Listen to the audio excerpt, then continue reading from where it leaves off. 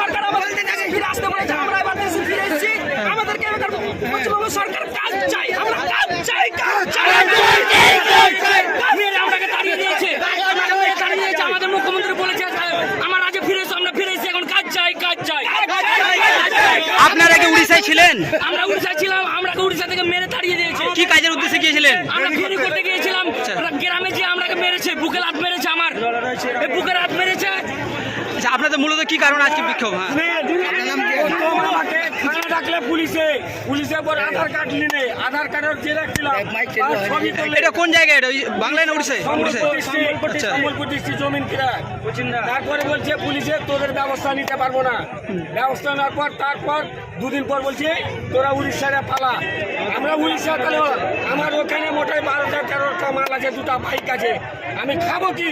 ওই জন্য আমরা মমতা ব্যানার্জির কাজ যাচ্ছি, আমরা বাইরে যাবো নাই, আমরা কাজ দিয়ে ছেড়ে দেবো।